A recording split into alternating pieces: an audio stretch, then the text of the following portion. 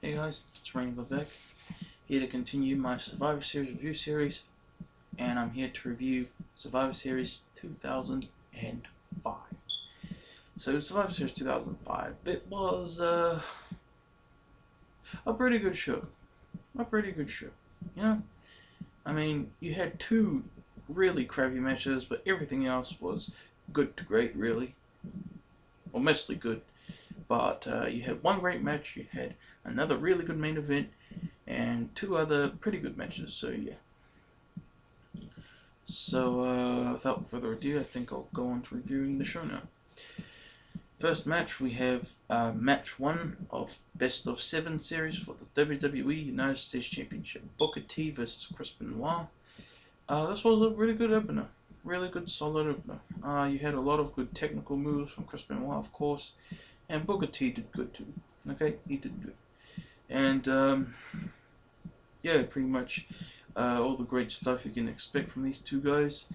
And the ending, man. Booker T, I think, rolled up Chris Benoit, and Booker T had his feet on the ropes. Shamel, I think, was like holding his feet to the ropes so that he couldn't kick out and stuff. So that Benoit couldn't kick out, but she was holding Booker T's feet, you know. And so yeah, Booker T steals the win there in a good opener. Next we have the first of two crappy matches on the show for the Women's Championship. Trish Stratus defending against Melina. This match was pretty crappy, guys. It was pretty much just a cat fight. But Trish did this really sick, what do you call it, body splash to the outside of the ring, landing on all three members of Eminem. So that was pretty cool, and man, that was so stupid. Like you had you had Johnny Nitro, and shit, what's the other dude's name? I know one of them's Johnny Nitro. What's the other guy's name? Joey Mercury. Yeah. They were trying to interfere and stuff, so they were kicked out, and yeah, Melina tried to beat Trish, she couldn't, so Trish ended up getting the win eventually, and she retained the title. So yeah, it was pretty crappy overall, but it had that one good moment. So yeah. Then we had next up the match of the night, in my opinion, last man standing match, Ric Flair versus Triple H. Tremendous match, loved it. Loved it. I rewatched it. Wasn't as there were a lot more slow parts in it than I remembered. Seriously, I would have given this match like probably 4 3/4 if you had like asked me what I thought of this match like 3 years ago. But yeah, there were a lot more slow parts in it than I remember. It was still a tremendous match though, very brutal. The match pretty much started on the outside. Triple H attacking Ric Flair with though on the outside, not even giving him a chance to get to the ring or take off his robe. See, he was pretty much beating the crap out of him. Then they used weapons. I think these kendo sticks. There was a table spot that was pretty cool. They used weapons. Ric Flair was bleeding, of course. You can't have a last man standing match with Ric Flair without Ric Flair bleeding, can you? So yeah, that was an awesome match. Triple H ended up beating Ric Flair. Did he? Yes, Triple H beat Ric Flair. So that was good.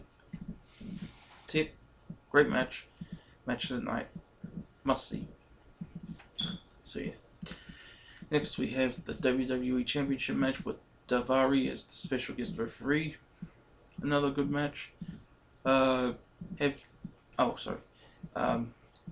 The match was John Cena defending against Kurt Angle. Another good match. I really enjoyed it. Have these two had better matches? Absolutely. But this was still a good match.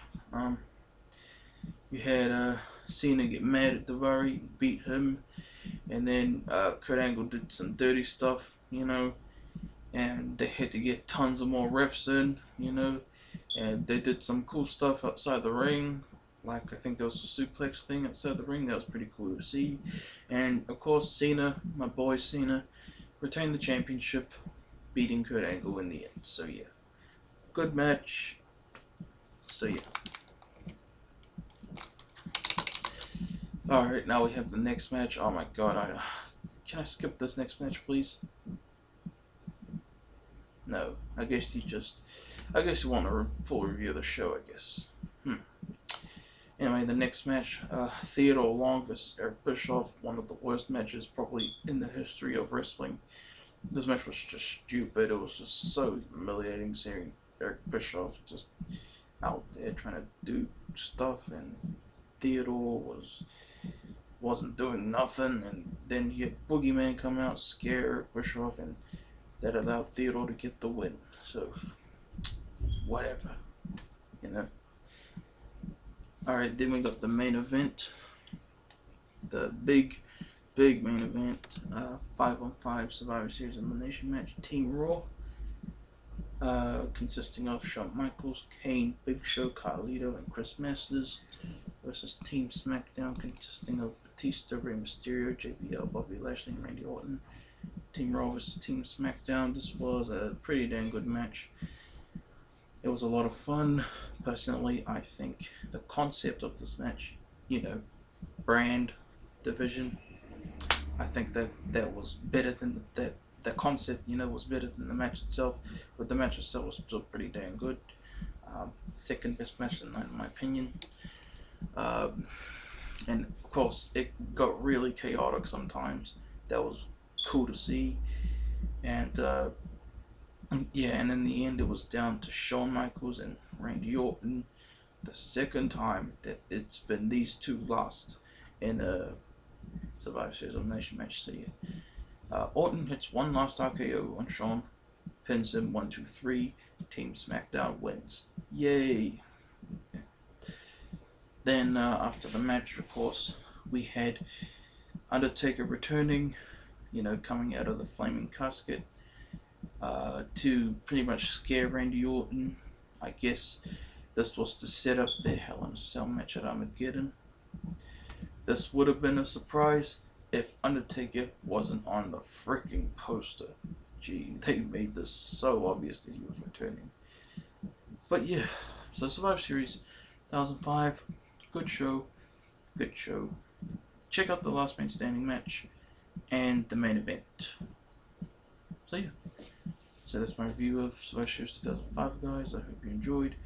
Stay tuned for my Survivor Series 2006 review. I'm Mr. Raining Blood, and I'm out.